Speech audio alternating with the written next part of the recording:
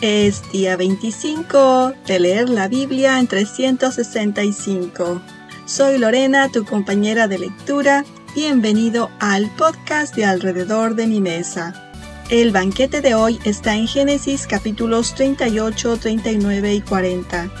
Continuaremos mirando el triste descenso de la familia de Jacob, con un corto pero crucial episodio de la vida de Judá para luego continuar con José.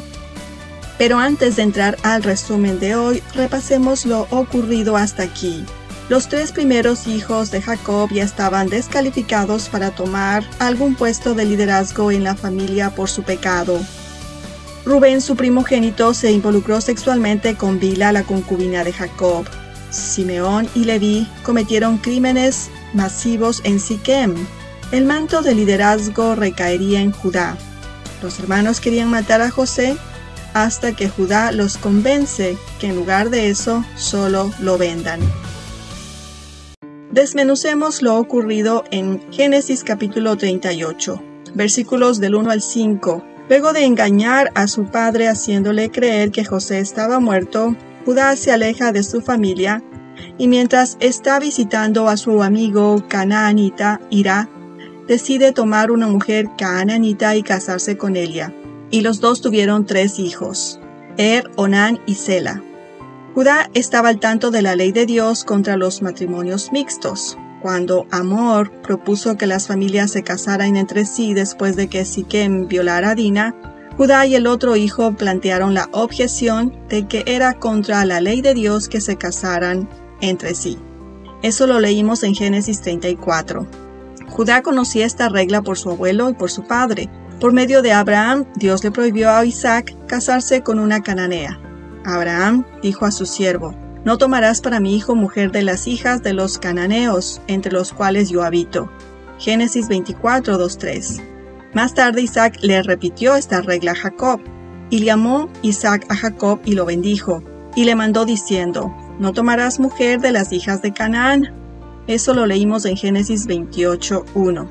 Por lo tanto, Judá no tenía excusa para sus acciones. Versículos del 6 al 11. Judá continúa con este mal ejemplo y encontró para su hijo primogénito llamado una mujer cananea llamada Tamar. Más tarde Dios castigó a por rebelarse contra él y le dio muerte. Tamar pierde a su marido, lo cual es bastante duro. Después de esto, siguiendo la ley de la época, Judá le dijo a su hijo del medio, Onán, se case con ella y tuviera hijos con Tamar para que la línea familiar de su hermano pudiera continuar. Sé que esto suena raro, pero esta ley era la protección de Dios para la seguridad y protección de las viudas. Más tarde Dios amplió la ley a los primos. Estos se casarían con la viuda de su hermano o su primo en determinadas circunstancias. El hermano o primo que se casaba con la viuda actuaba como un pariente redentor para mantener la propiedad dentro de la familia del hermano fallecido. Pero Onán intencionalmente impide que Tamar tenga hijos, y realmente de una forma muy desagradable, porque sabía que la descendencia sería considerada como hijos de su hermano y no como hijos suyos. Dios dio muerte a Onán porque no cumplió con su deber hacia su hermano fallecido y su esposa. Judá, suegro de Tamar, le dijo que permaneciera viuda hasta que su hijo menor Sela creciera. Versículos del 12 al 23. Con el tiempo la esposa de Judá murió y Sela creció, pero Judá no se lo entregó a Tamar como lo había prometido. Cuando Tamar se da cuenta de que Judá ha eludido deliberadamente su responsabilidad de proporcionarle su hijo en matrimonio, recurre al engaño. Cuando Tamar supo que Judá iba a Timnat a esquilar ovejas, se disfrazó de prostituta y esperó junto al camino. Cuando Judá pasó por allí, la contrató, le dio su sello, su cordón y un bastón como garantía hasta que pudiera enviarle una cabra de su rebaño. Judá envió después un macho cabrío para rescatar sus prendas, pero no pudo encontrar a la mujer. Entonces se enteró de que Tamar estaba embarazada y la acusó de infidelidad y exige que la maten. Camino a la muerte, Tamar reveló la identidad del padre mostrándole el sello, el cordón y el bastón. Judá los reconoció y admitió que él era el padre. También reconoció que Tamar era más justa que él porque no se le había dado a Sela como él había prometido. Tamar se salva, Judá es humillado, confrontado con su pecado. Con el tiempo, Tamar da a luz gemelos, que también son hijos de Judá. Desmenucemos juntos lo ocurrido en Génesis 39. Mientras los pecados personales y familiares de Judá se agravaron, José fue transformado en esclavo. Versículos del 1 al 6. Después de que los hermanos de José lo vendieron, lo llevaron a Egipto y lo vendieron nuevamente a un hombre llamado Potifar, un oficial del faraón. José sirvió fielmente a Potifar y como un siervo fiel, Dios bendijo a José. Potifar vio que el Señor estaba con José y lo nombró supervisor de su casa y de todas sus posesiones. El Señor bendijo la casa de Potifar a causa de José. Muchos miden el éxito en términos monetarios. José probablemente usó sus habilidades como pastor para aumentar el tamaño y el estado de los rebaños de Potifar. Potifar era un adorador de ídolos egipcio.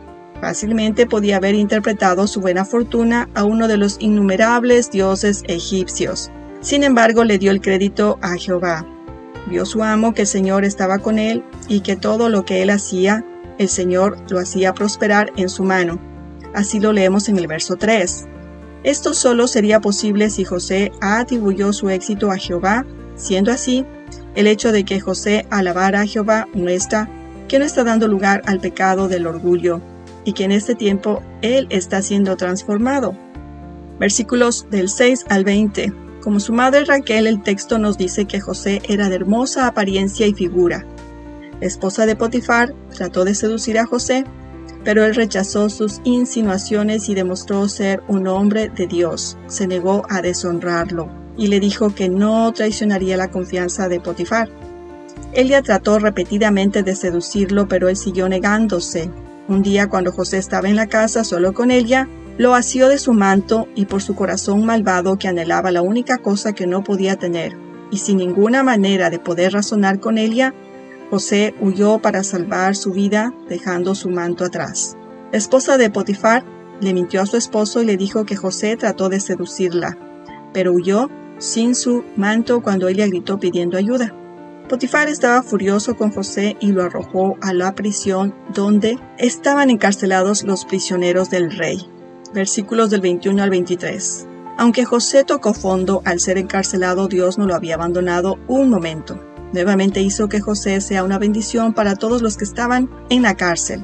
El versículo 21 dice que José recibió favor del jefe de la cárcel. Esto nos sugiere que José no sufrió en la cárcel. El versículo 22 deja en claro que su favor era que se le pusiera a cargo de todas las tareas diarias de la prisión y el jefe de la prisión confiaba tanto en él que ni siquiera supervisaba su trabajo. Eso nos sugiere que José no sufrió en la cárcel, todavía estaba atado sus pies con pesadas cadenas de hierro. También habría comido la peor comida que se les daba a los prisioneros. Probablemente era responsable de la limpieza de las letrinas, las celdas, hacer cumplir con las cuotas de trabajo forzado, racionar la comida entre los prisioneros. Si las raciones de comida escaseaban, José, como líder siervo, habría comido solo después de todos los demás prisioneros.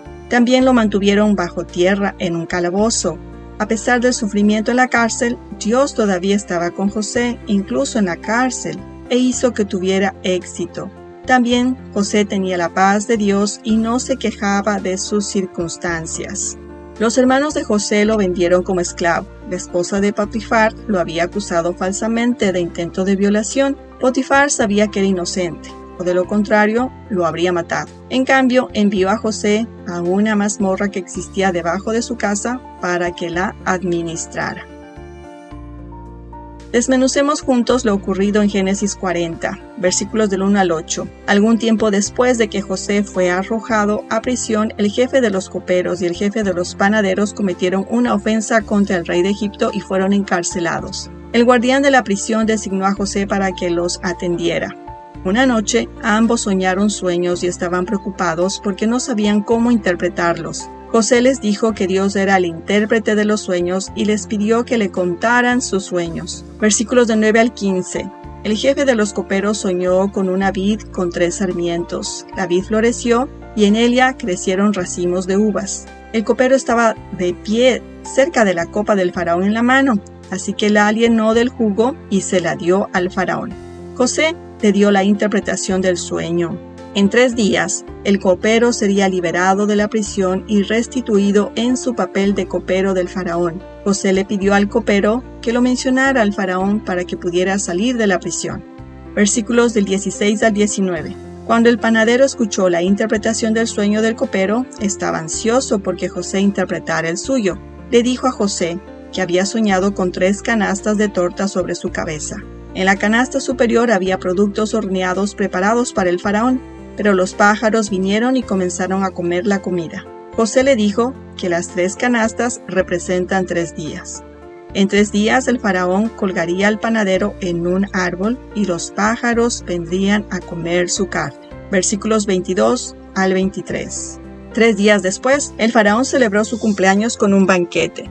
Llamó al copero y al panadero de la prisión, le devolvió su trabajo al copero y ahorcó al panadero. Pero el jefe de los coperos se olvidó de mencionar a José al faraón y éste permaneció en prisión.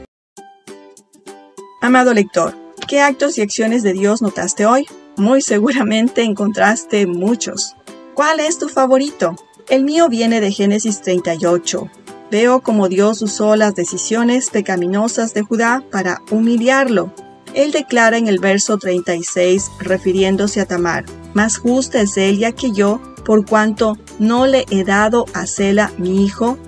Judá reconoce y confiesa su pecado.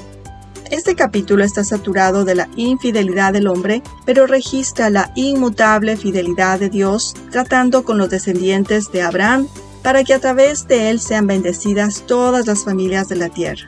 Más adelante veremos el árbol genealógico de Tamar alrededor del Mesías, que nacería de la línea de Judá.